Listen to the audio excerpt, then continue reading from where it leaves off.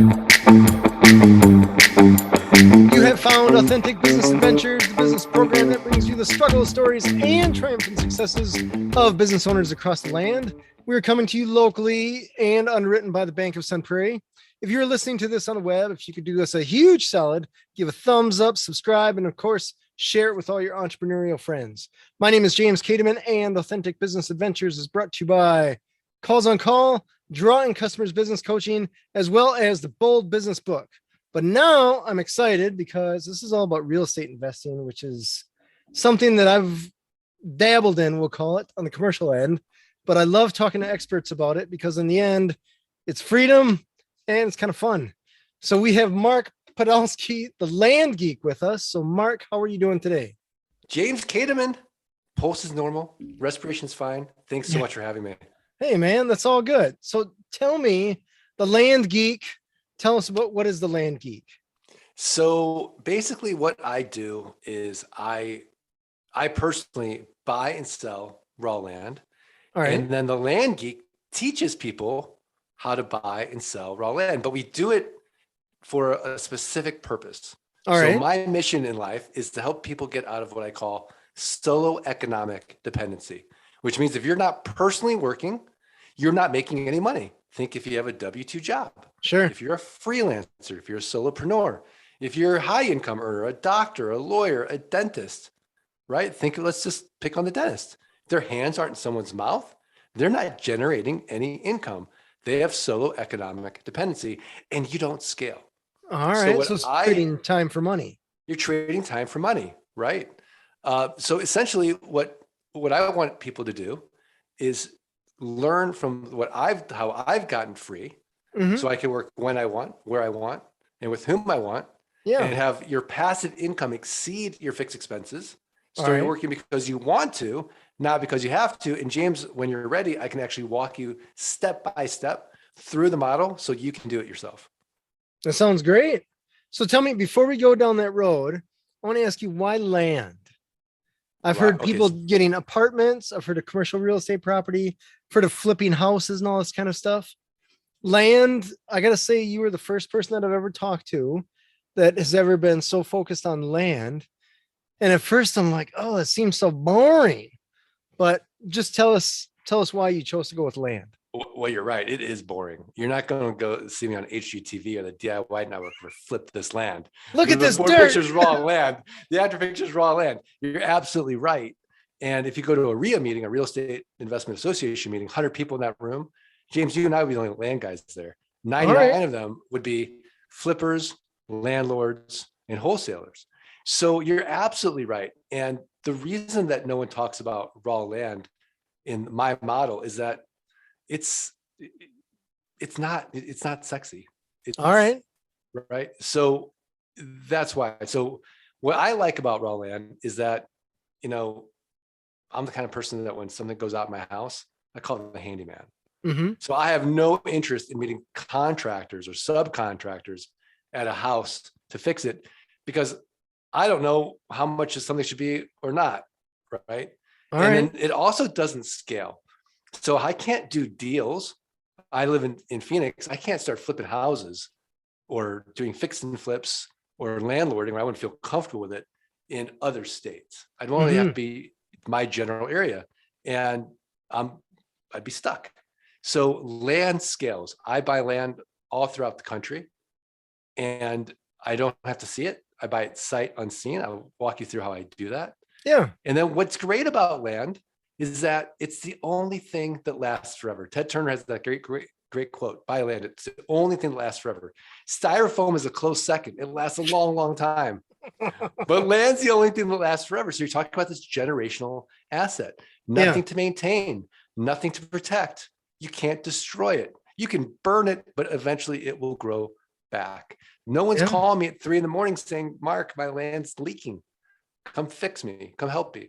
I like it. So that's the other reason. And then the challenge is, and I'll walk you through it, is, well, if land is so great, well, you talk to a financial expert, say, well, don't buy land. It's negative cash flow. You hold it, you pay taxes, and maybe it appreciates in value. Maybe it doesn't. It's a terrible business model. They're 100% right. So, but the way I do it it's a one-time sale. You get recurring passive income every single month without any renters, rehabs, renovations, or rodents.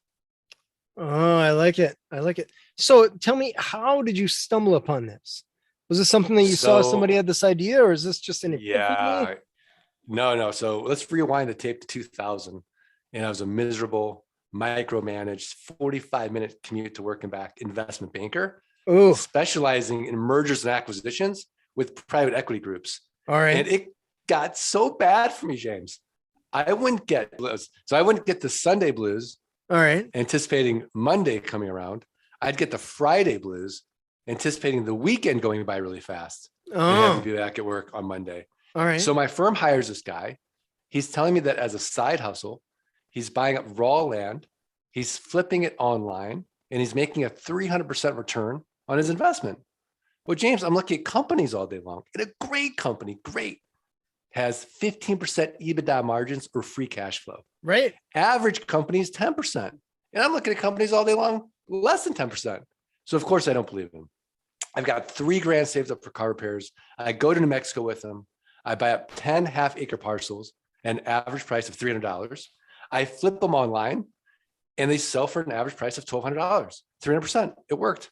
Wow. So I took all, yeah, I know. So I took all that money, went to another auction, which is where I live in Arizona, and there's no one in the room. It's 2000. I'm buying up lots and acreage for nothing. And over the next 6 months, I sold all that land and I made over $90,000 cash. So I go to my wife. I say, honey, I'm going to quit my job and become a full-time land investor. And she's pregnant. And she's like, absolutely not. So I said, okay. That's awesome. So it took about 18 months for the land investing income to exceed the investment banking income. And then I quit. And I've been doing it full-time ever since. I've done, as of today, over 6,000 transactions. 6,000 transactions. 6,000. Holy cow. And how many of those were you in person to actually see? A handful of them. Wow. A handful. Yeah. That's crazy. That's amazing. Yeah. It's awesome. Yeah. It's so, I tell you, it's kind of funny because I just closed on this property that I'm in now, commercial flex space. Mhm. And I had to be in person at the title company signing 5 million documents. And all I could think is, this is so archaic. Why are we still doing this? We have computers now, a I know. worldwide internet and all that jazz. And I talked to someone like you and you're like, I didn't even see the dirt that I bought, but I bought it and then I sold it. That's no, cool. You're right. Like, you know, I think the future is a smart contract on the blockchain. Mm-hmm. That would be nice. That's cool. So how do you find properties? Let's start there. Okay. So James, where do you live? I live in just outside of Madison, Wisconsin. Madison, Wisconsin. Okay, great. I mean, let's just be honest, James, right? Nobody wakes up and thinks to themselves, boy, I'd like some raw land today in Wisconsin, unless you live in Wisconsin. Even then. Yeah. So, right. So we're going to focus on the Southwest, Nevada, Texas, New Mexico, Colorado, Arizona. Where everybody's moving now. Where everybody's moving. Yeah. California, maybe a little bit in the Northwest, Washington, Oregon. Yeah. Right. Maybe Utah. Low taxes, better weather. Yeah, better weather. You know, Florida. So these are the sunshine states that are fast growing states. This is where the majority of the population would want to be or invest. So that's the first thing, is we want to just go to the good sort of areas that people want to invest.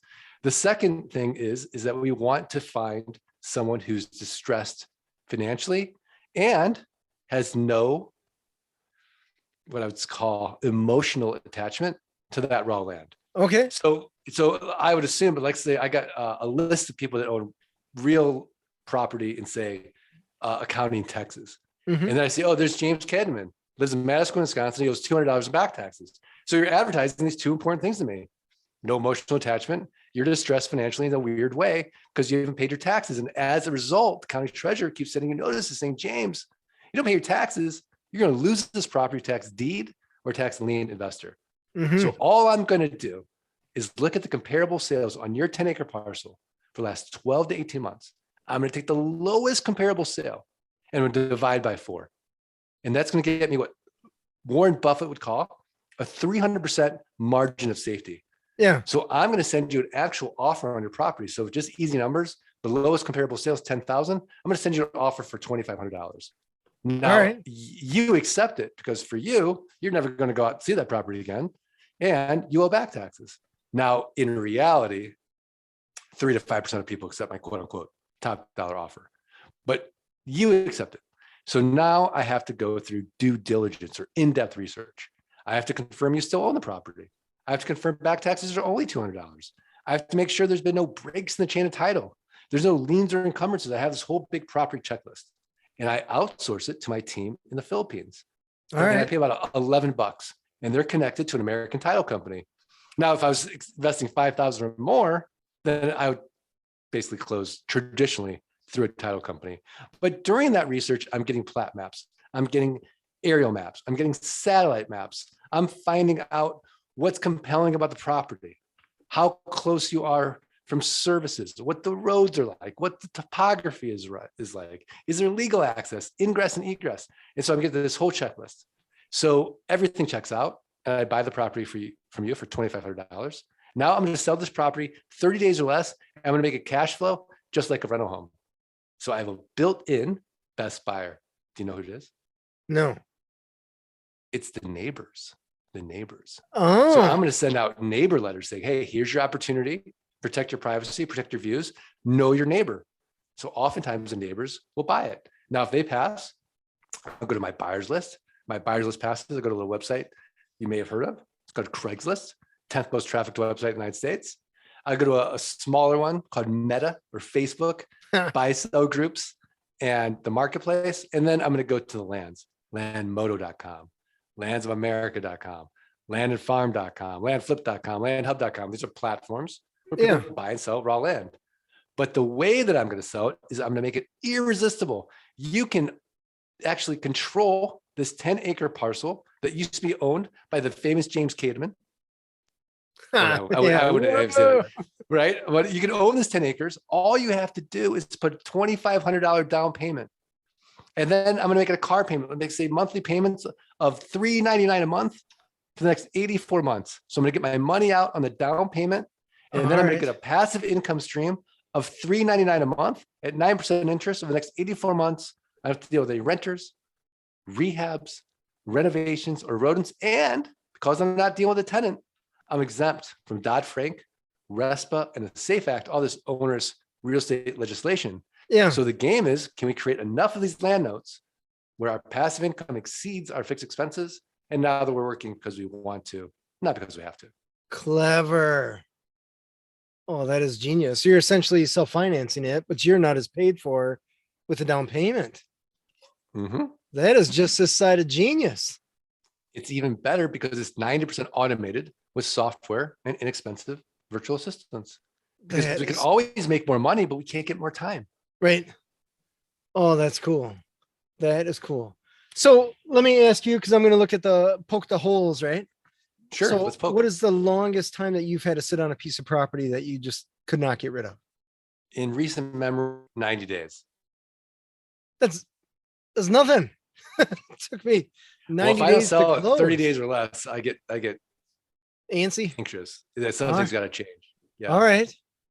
Interesting. That is cool.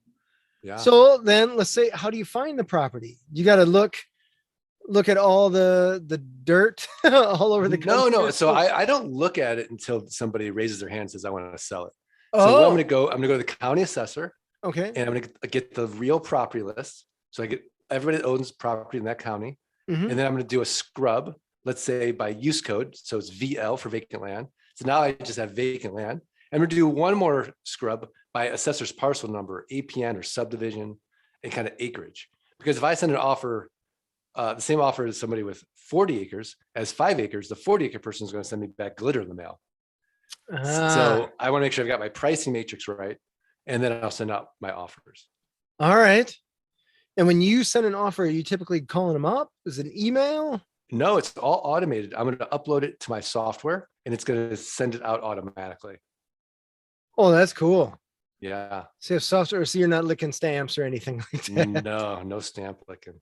Oh, that is clever. Yeah. And then I imagine you have some way to make it as easy as possible for the person that has that land and receives that request to Absolutely. respond to you saying, yes, sir. They can make a counter. They can just email back that offer or scan it, email back. They can mail it back. They can fax it back for those 3 people that still have a fax machine. All right. So we make it easy. Nice. So how often do people counter what you send them? About 10% of the time. Okay. And, in that 10%, I say 5% do what we call a meek counter. So they counter like they just want $500 more. And then we're like, okay, there's a seller. Sometimes they do I call it an aggressive counter where it's like, $100,000 more. In which case we'll say, well, you should have said you want $10 million more. Yeah. Because it make you feel better. Say your property's worth 10 million instead of 100,000, because the same odds of getting 100 is the same odds as getting 10 million. Right. Gotcha. All right. Yeah. So you send out 100, whatever requests or whatever you want to call them, and 2 to 3% actually come back. 3 to 5% come back. 3 to 5%. Right. And that's a really important metric, because if it's under 3%, I know it came in too low for the market. All right. And if it's over 5%, I get nervous and we got to retrade and renegotiate. All right. It came in too high. All right.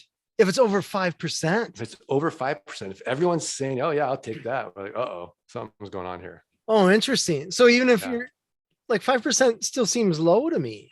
How did you come up with that? I mean, if you're a housing person, that's an incredibly high response rate. Is it really? Oh yeah. Okay. Yeah. I'm not in this world, so that's why we're talking. Oh yeah. I mean, it's really, really low. All right. Like 0.0 something. Oh, okay. Yeah. So 3 to 5% is a tremendous rate. All right. So that means that you have to send out, I imagine, what are you doing? Like sending out 10 a day or 50 a day? Yeah. Like you can do, the software let you do drip. We recommend doing 20 to 30 a day. And that way you can handle your due diligence as it comes back in, and it's pretty easy to do. All right. So then in any given week, you're getting a couple responses. Yeah, you get a couple of responses and your team can handle it. Oh, that's clever. That is clever. So how much time in a given week do you have to actually stick in your business? So I personally work about 2 hours a month in my land investing business. That's awesome. So about 2 hours a month, or about a half hour a week. And all I'm doing is looking at the numbers. I have a call with my acquisition manager who manages the business. Mm-hmm. And we just see how many offers went out, how many deals are pending, how many deals have closed. Are there any issues? Now, the problem is when I wake up and I have an idea and I Vox my acquisition manager. It's like a walkie-talkie app. And I say, what if we do that? So everything's working and then I break something. But other than that, yeah, I'm really not, in the, I'm the CEO. Yeah. Or the chairman, actually. So you're the puppet master. Yeah. I'm the puppet. Yeah. I'm doing the strategy. All right. That is cool. So how big is your domestic team? So domestic team is 2 people. Okay. And then we have a team in Jamaica and a team in the Philippines. Oh, that's super cool. Now that leads to the question, how do you find a team beyond the ocean here? How do you find a team in the Philippines or Jamaica? You can go to a service like landvaforyou.com, and they're already trained VAs that know how to run a land business. There's a bunch of these companies like landmasters.us. There's a whole bunch of them. All right. You can do that, or you can go on upwork.com or fiverr.com. Yeah. And you can train somebody how to do it. All right. That's cool. And then let me ask you about title companies, because those to me are just like, why do we still have these? I know. I imagine maybe it's just my frustration that limits me in the real estate, because I see the title companies like, oh, we have computers, we shouldn't have to deal with this. But tell me, how do you find a good title company? And then are you always using the same title company, even locally or something like that? I'm always trying to use First American. Okay. Yeah, because they've got a relationship with them. They get some great pricing. And so we're always trying to stick to the same title company. All right. That's very cool. So you're not necessarily having to use the title company in wherever the land is. No. Now, if they are in the First Americans, it's every state. Okay. But if let's say that the seller says, hey, I want to close through title and I want to use this title company, then we say, fine, but you pay for the title fees. All right. They say, oh, wait, okay. Whoa. Whoa. All right. That is cool. So you've been doing this for the better part of 20 21 years? years. 21 years. That is cool. And now how does your wife feel about it now? Well, she loves it now. Okay. she's come around. Yeah. She's come around. Oh, that's funny. So then tell me about you have the land, you sell it. Is there any, like you're just feeding that machine?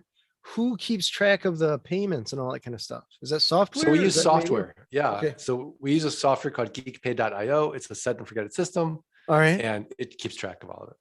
And is this software you had written or something that you found? Yeah, I actually, if you ever watch Curb Your Enthusiasm. I have. Yeah. Okay, so last season, Larry created a spite store. Do you remember that? I don't. I'm not a frequent watcher. Oh, Just- okay. yeah. So there's so Larry David goes to this guy's coffee shop called Mocha Joe, Yeah. and Mocha Joe treats him poorly, and so that's it. He opens up Latte Larry's right next door. So I opened up my own version of Latte Larry's. Oh, that's awesome. Yeah, a few years ago. Was it tough to find someone to code? It was very tough. I don't recommend it because if you're not a developer, it's like a dentist. Yeah. Right? Only another dentist can tell you if that dentist did a good job in your mouth or not. Right. So, so it's been a struggle, but I think the code is solid, and we have very few support issues. That's cool. That is so funny that you say that about the software thing, because I have never heard someone that has had software built that has said, "Oh my gosh, it's magical. It's the best experience of my life." No one ever says that. Yeah, just if I wasn't so enraged by how I was treated, I never would have done it. So it initially started because another software company's. Yeah, because another software company, I was a really great customer, and they started to nickel and dime me, and I looked at that and I said, "Wait a second, I can do this too." Oh, nice! Yeah. I love it. I love it. There's one thing that entrepreneurs have in common, it is that they always have another idea. Exactly. Constantly. That's super cool. Yeah. So let's move into your coaching now. Mm-hmm. Land Geek coaching. This is essentially where you train people how to do what you're doing. Right. All right. And how is this live? Is this remote? Are you getting involved in the transactions? Yes. And yes. And Okay. yes. So Right. it just depends on, which level they go into. Mm-hmm. So, think about it like this, like, if you're going to go work out at a gym, right? Mm-hmm. There's a certain percentage of people that have the self-discipline Mm-hmm. that will get up early in the morning and work out, and they've got good form and they'll do it. All right. There's other people that want to do a group class. They want that person who's really fit and knows what they're doing and helping them. Mm-hmm. And then there's people that want to invest in personal training one-on-one. They want that personal attention. So we offer all of that. All right. Nice. And now this is a question that I like to have for a lot of coaches because we've seen all kinds.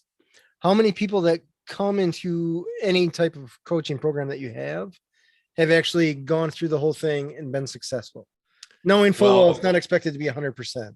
Yeah, of course. I mean, I don't know how people define success. Okay. Fair. So it's a tough question for me to answer. I will say that we have many people that come through and, they quit their jobs, their spouse quits their jobs so they can spend more time with their family. They reach the point where they are no longer have socioeconomic dependence. All right. But, somebody who has $2,000 a month in passive income, that might really move the needle for them in their life. And someone else might need, $25,000 a month of passive income because they live in New York.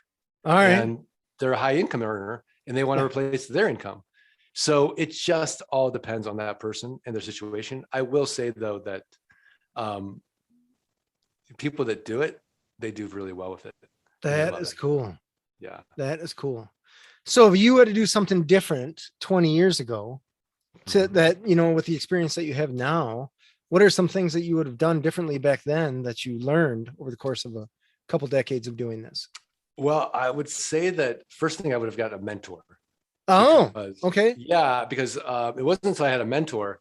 So I'm doing really well working on my own. I'm going to Kinko's, I'm getting maps. I'm talking to the sellers, I'm talking to the buyers. I've got one person helping me with offers. I'm doing my own due diligence. I'm busy and I'm doing, I'm making really good money Yeah. in the land business compared to investment banking. All right. And so I go to coffee with my buddy, Ori, and he sold his company for $360 million. And I'm kind of bragging to him about what I did. And he's like, stop. It's like, don't call yourself an entrepreneur. You're insulting me. I'm like, what do you mean?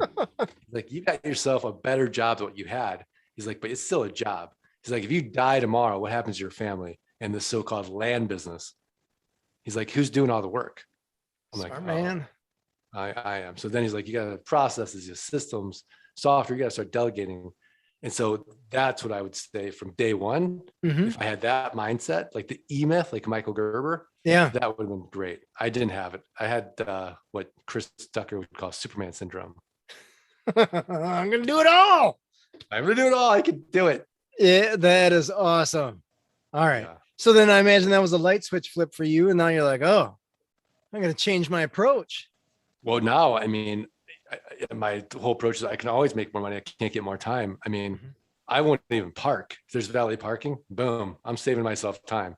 Nice. So, I mean, anything that I can do to save time, a software tool, a person, I'm always reevaluating what did I do that day and what's my hourly rate. So if my aspirational hourly rate is $5,000 an hour, I'm not doing anything less than $5,000 an hour. Nice. Yeah. That is cool. So that means waiting in line. And well, if I have to wait in line because, I'm a human being and I get it. But yeah, I'll have to wait in line. But if I didn't have to wait in line, if there was a fast pass for a grocery store, I wouldn't wait in line. Like if I go to Disney with my kids, we do the fast pass thing. When I actually will buy software that will show me the fastest route to take to get through Disney.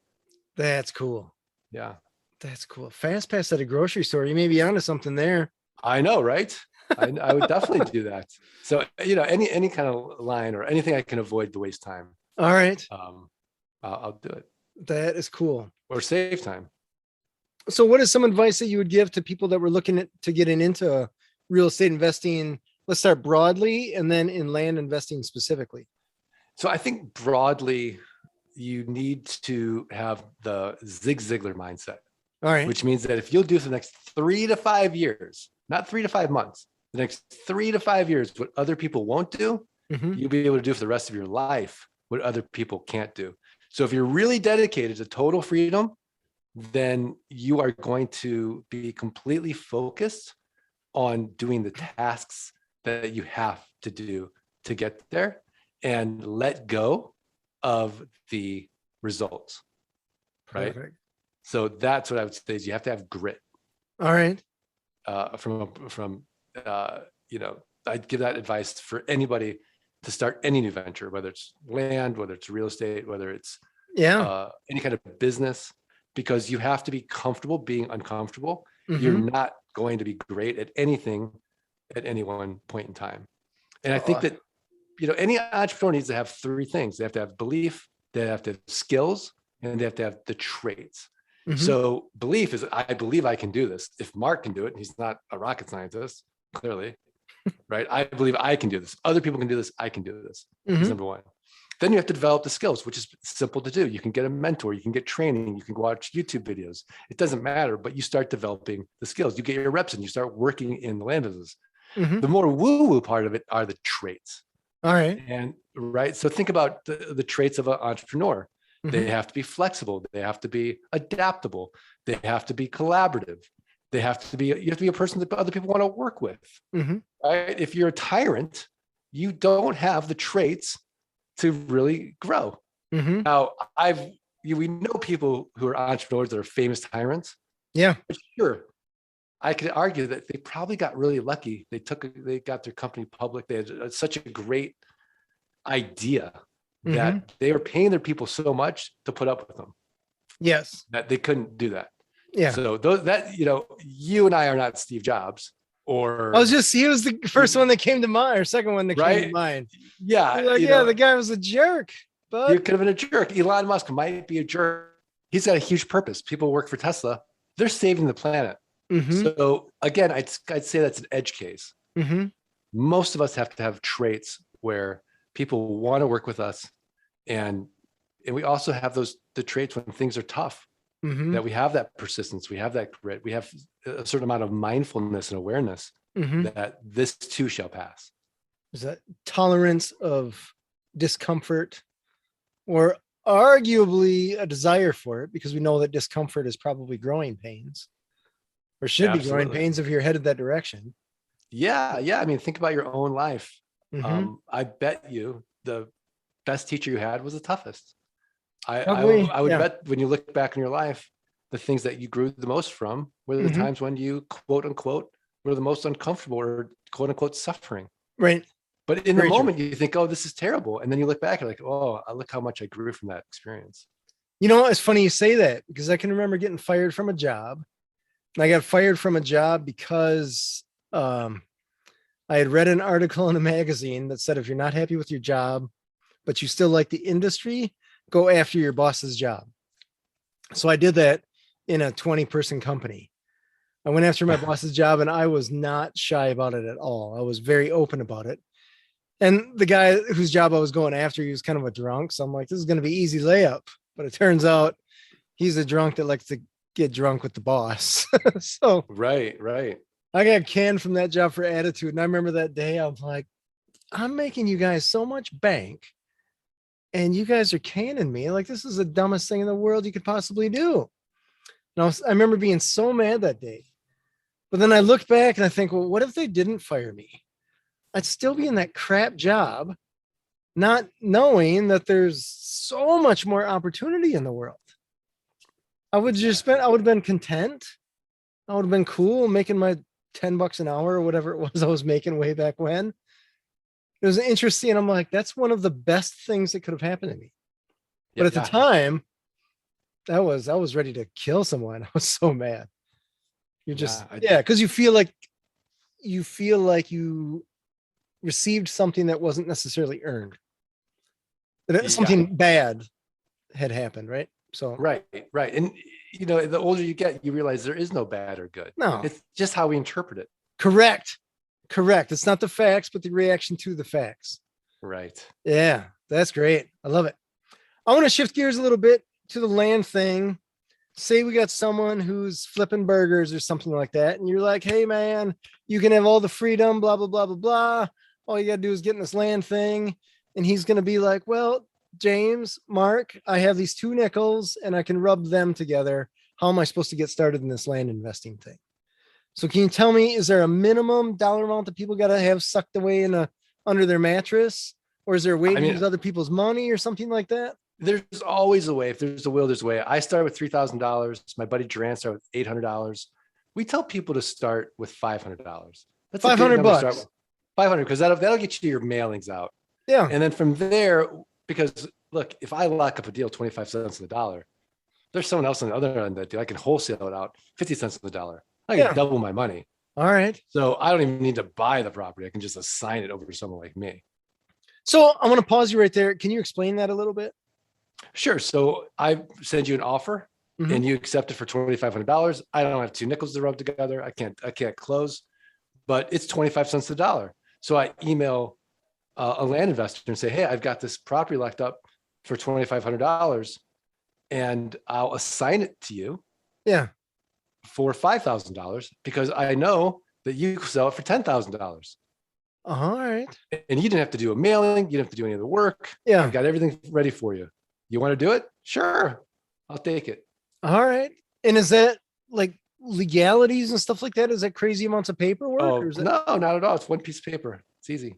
Ha! That is cool. That is cool. So essentially you never had to come up with that $2,500. Correct. You just had to come up with the buyer that was willing to pay $5,000. Right. Another way to do it is what we call land arbitrage. All right. So let's say, for example, that you've got a piece of property that you bought for, let's say, $5,000. Okay. And the retail price of that is $20,000. All right. So you go to me and I say, oh, James, I'd love to buy that property. I don't have $5,000. Well, I was like, okay, could you afford $100 a month? Because the market says you could get $500 down on this property and $500 a month. All right. So, and you kind of show the comparable sales. So like, I'll sell it to you for $100 down, $100 a month. And then as long as you make payments, you're going to pay me $18,000 over time, but you'll flip it to someone else for $500 down, $500 a month. You're going to make the spread of $400 and $400 a month. All right. And you've mitigated your risk, because if you can't sell it in 90 days, well, you're only out $300. Huh. So that's what we call land arbitrage. All right. That's cool. And so people can do that for you as well. All right. Let's shift into the little fees and the nickel and dime stuff that you have to deal with. The title work, any insurance? Is insurance involved on land? No, I mean, you can do title insurance if you close your title company. For inexpensive properties, we don't do insurance. Okay.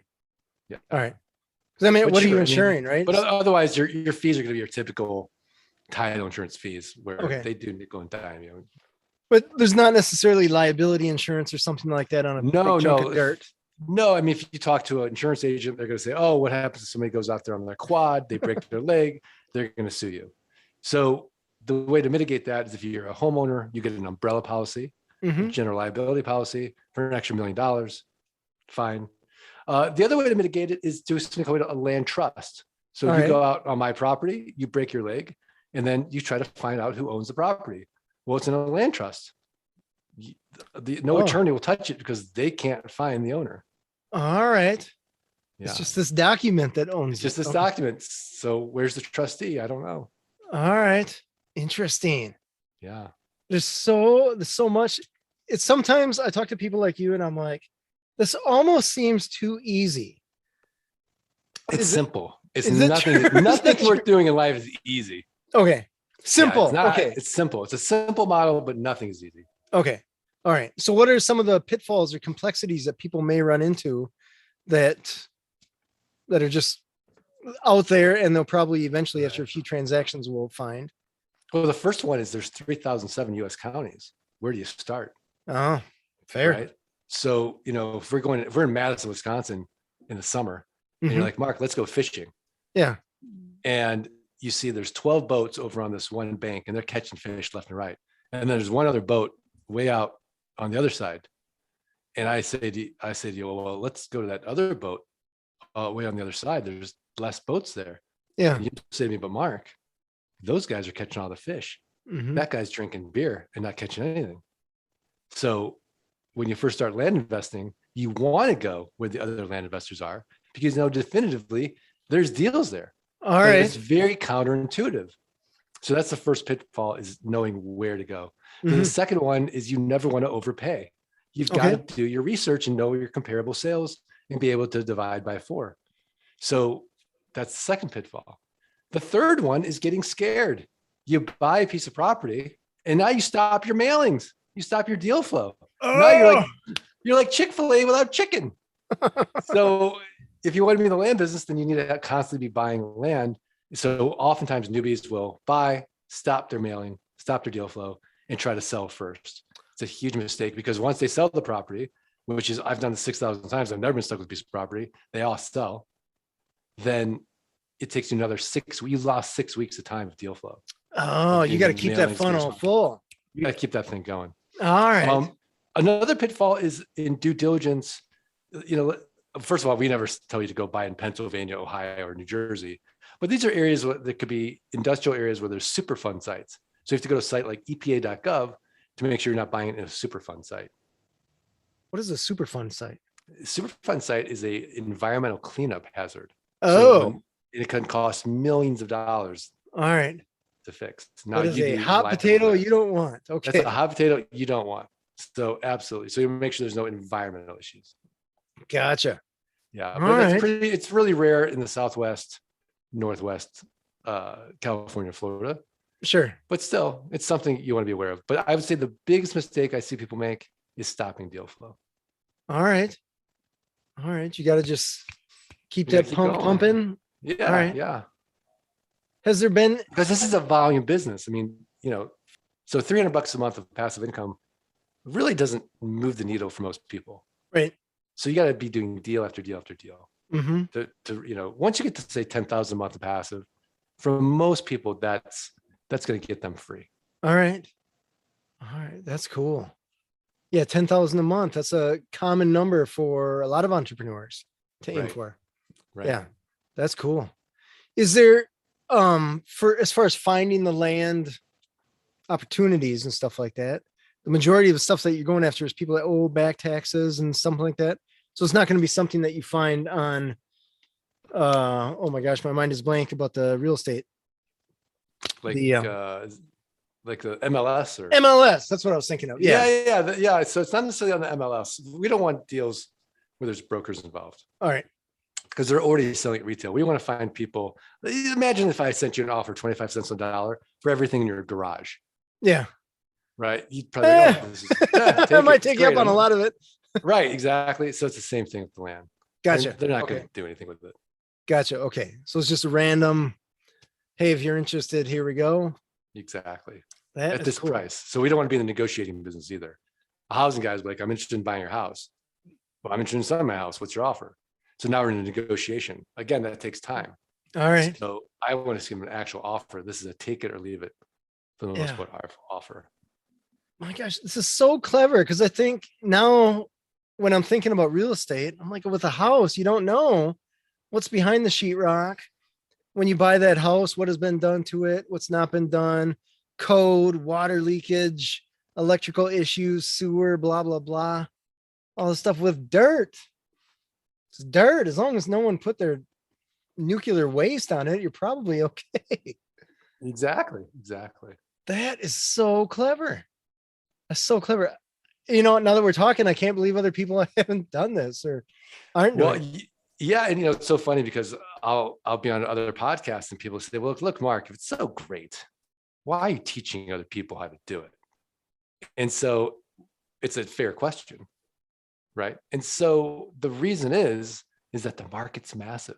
There's billions of acres of land for sale, and there's no one doing it. There's no big money. There's no private equity groups. There's no hedge funds. Yeah. You and me, a million people could be in this niche. We'll all run out of money before we run out of deal flow. Right. So that's why I put my investment banker hat on. And like, well, how big is the market? Yeah. And then, for me, it's just very gratifying to change someone's life. Right. Yeah. It's one of the best things when I'm doing business coaching. You run into a past client and they got their little store or whatever it is that they're doing, and they've grown because of the advice that they took that you gave them. That's the best feeling in the world. It's the best feeling in the world. Yeah. So I can imagine when you're helping somebody learn how to invest in land, they actually do it, right? You don't just teach them how to do their push-ups, they actually do the push-ups or whatever. Yeah, exactly. It's amazing. Exactly. It's amazing. Yeah. So I get that. I totally understand that. You can always send the elevator back down to help people get up. Exactly. So that's cool. Mark, how can people find you? TheLandGeek.com.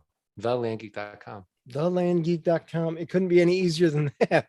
That's what go. it comes down to. I appreciate you sharing all this with us. You give us a lot of great advice here. Thanks, James. Appreciate and this, I can only hope that there's someone that has listened or watched this and they're like, you know what? I'm doing this. And a few years down the road, they leave a little comment and they're like, funny story. I quit my job and I'm making bank now working, what did you say, 2 hours a month? 2 hours a month. That is nothing short of amazing. Thank you. That is fantastic. Mark, thanks so much for being on the show. Thanks, James. Appreciate it. This has been Authentic Business Adventures, the business program that brings you the struggle stories and triumphant successes of business owners across the land. We're underwritten locally by the Bank of Sun Prairie. If you're listening or watching this on the web, you could do us a huge favor. Give us a thumbs up, subscribe, comment, share, especially share with all those people that you know that think 2 hours a month doesn't seem like that bad of a deal. My name is James Kateman, and Authentic Business Adventures is brought to you by Calls on Call, offering call answering and receptionist services for service businesses across the country on the web at callsoncall.com, as well as Draw In Customers Business Coaching, offering business coaching services for entrepreneurs looking for growth on the web at drawincustomers.com. And of course, the Bold Business Book, a book for the entrepreneur and all of us, available wherever fine books are sold. We'd like to thank you, our wonderful listeners, as well as our guest, Mark Podolsky. I hope I didn't butcher your name. I apologize. You didn't. Yay, the Land Geek, found at, what's that website again? TheLandGeek.com. Easy enough. Past episodes can be found morning, noon, and night. The podcast link found at drawincustomers.com. Thank you for listening. We'll see you next week. I want you to stay awesome. And if you do nothing else, you know what to do. Enjoy your business.